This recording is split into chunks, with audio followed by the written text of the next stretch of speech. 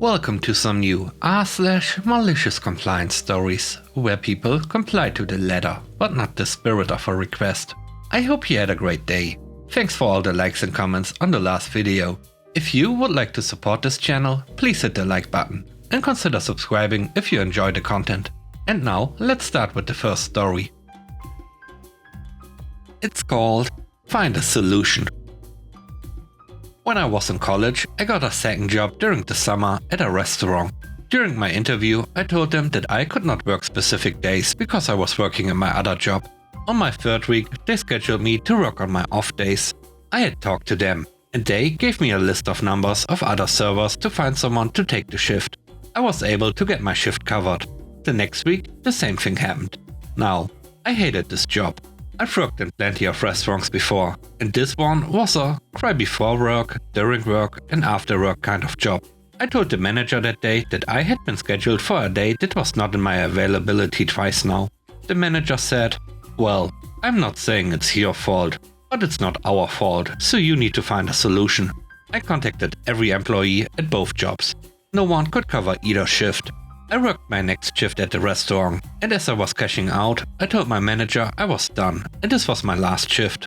He goes, "So, you are just not doing the 2 weeks?" And I said, "You told me to find a solution." And I did.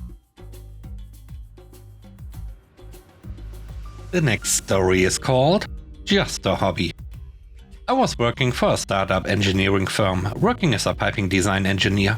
But since it was a startup firm, we didn't have a lot of manpower, and the ones we had weren't as qualified either. I was one of the very few qualified enough to handle a team on my own. The boss trusted me with almost everything.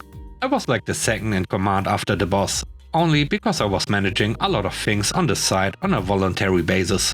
Things like paycheck balancing, client meetings, quality assurance, documentation, and other stuff, which he should have hired someone else to do. I was good at it, and he took full advantage of it by giving me things to do that never were under my job description. One day he had this bright idea that we should revamp our website to attract more clients. And he gave this project to his nephew, who just graduated from college as a developer of sorts. After a week or so, the nephew came up with the first draft of the website, and the boss was fairly disappointed as it didn't look anywhere near what he expected. He then called me in and asked me if I knew anything about website design.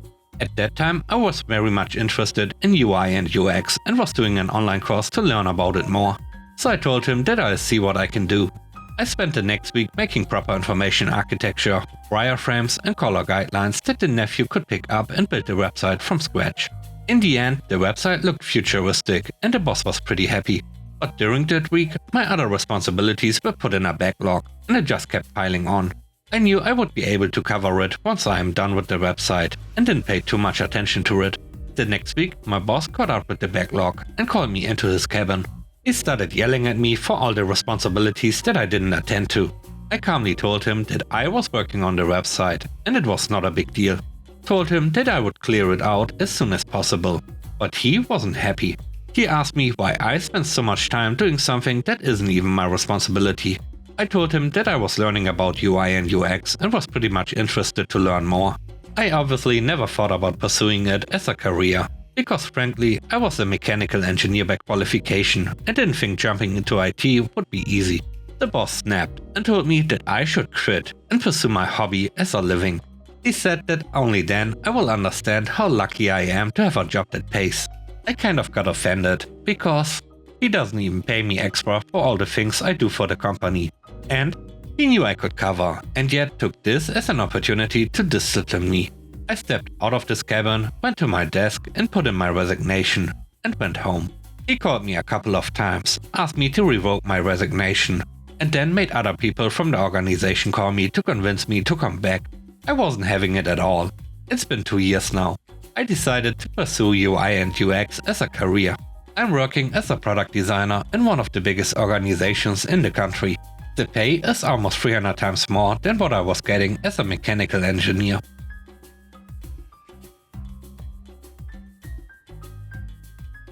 The third story is called Just Lazy. We got a new manager at my work. She covers the overnight stocking shift and the first few hours the store is open. I work at a big warehouse store, let's call it Bosco.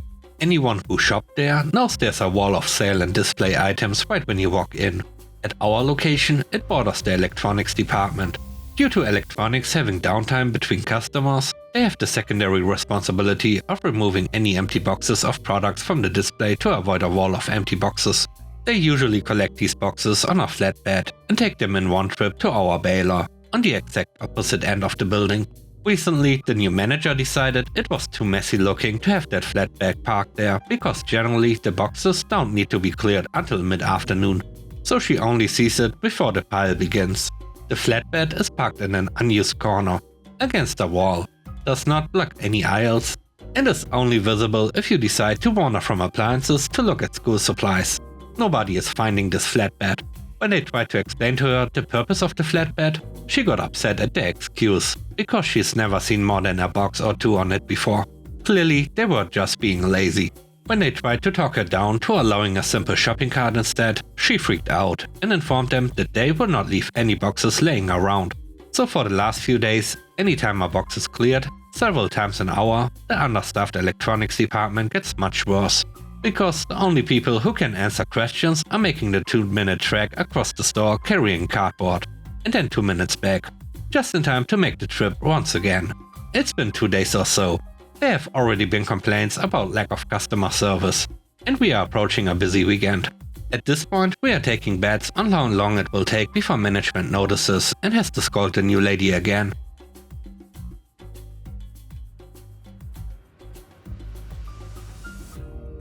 The last story is called Doctor's Note. I have a wonderful boss who likes to play favorites and selectively enforce rules, including who gets to work from home when under the weather and who has to use precious PTO.